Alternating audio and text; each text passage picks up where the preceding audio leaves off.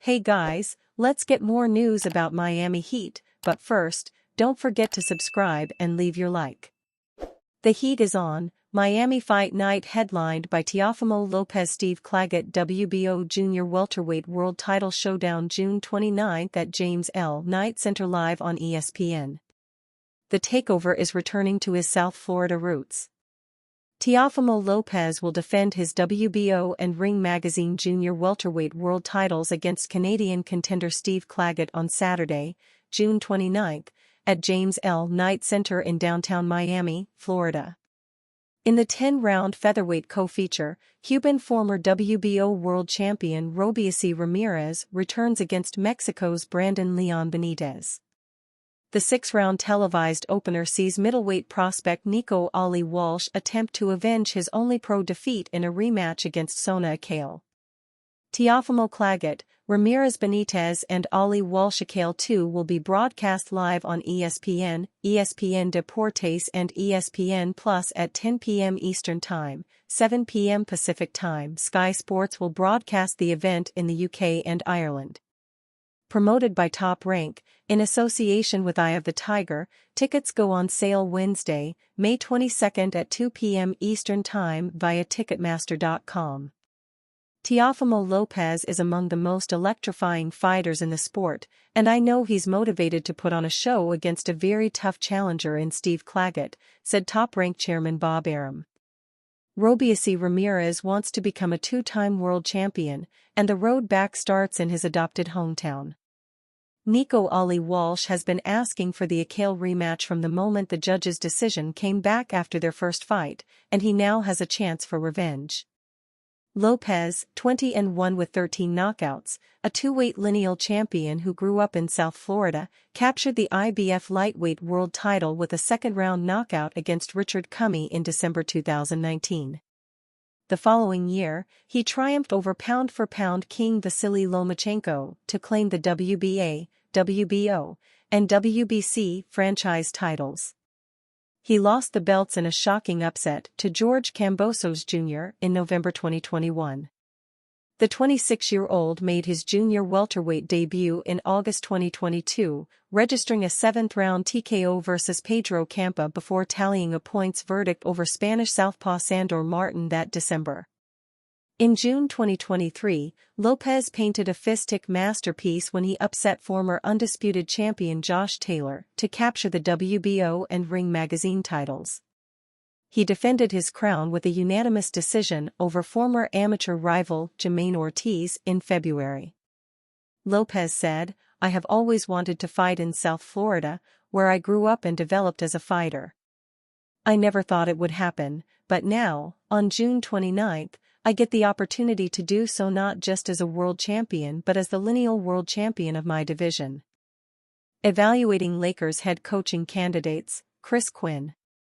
It's been a couple of weeks since the Los Angeles Lakers were eliminated from the 2024 NBA playoffs, but the franchise hasn't had time to rest as they embark on yet another head coaching search. The Lakers' dismissal of former head coach Darvin Ham was widely expected, and since then the team has been rumored to be looking into several candidates to replace him. Currently, J.J. Redick, James Borrego and Sam Cassell are considered to be the leading targets for the job, though there are other options like Miami Heat assistant Chris Quinn who will figure to be in the mix. LA is believed to be looking at a number of different candidates, both with head coaching experience and without. Quinn has never been a head coach but is a former NBA player that has been on the sidelines as an assistant coach for over a decade, with most of his time spent learning under current Heat coach Erik Spoelstra. Quinn originally got his start in the league as an undrafted guard who spent his first few years in Miami. He then bounced around the league before ending his playing career after getting waived by the Cleveland Cavaliers. The former point guard spent one season as an assistant coach for Northwestern before returning to the Heat in the same capacity. As a member of Spoelstra's coaching staff, he's been to the NBA Finals twice and has been to the postseason 8 out of the 10 years he's been on the Heat bench. Although he has yet to earn a head coaching job, Quinn has interviewed for several openings and should get his shot sooner than later. People rave about Quinn's ability to coach players and has reportedly been named as one of the individuals that most embodies Heat culture. He's also been described as an emotionally mature and organized individual, traits he likely picked up working under Spoelstra. As a former player, Quinn also presumably understands how to control a locker room and get players to buy in to what the coaching staff is asking for. The biggest knock on Quinn's resume is his lack of head coaching experience, though that shouldn't stop the Lakers from at least giving him a look. There also might be questions about his offensive philosophy given how hard it was for the Heat to generate points in half-court situations.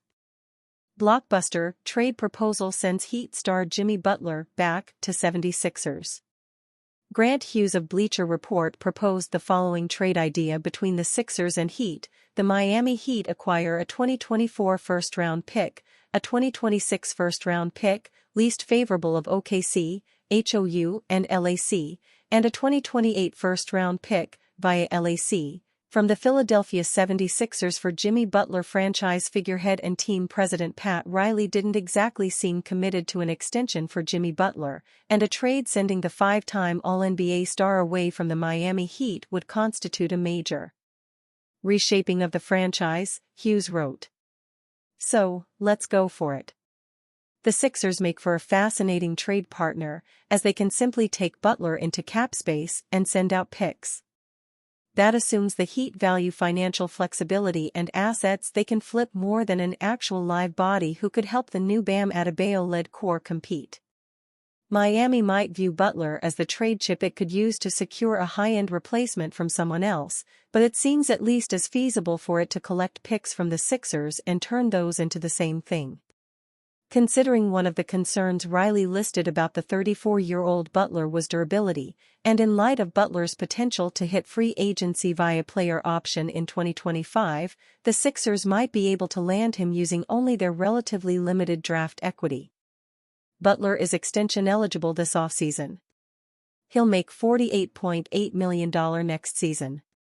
One of the top two-way players in the NBA, Butler has a player option worth $52.4 million for the 2025-26 season.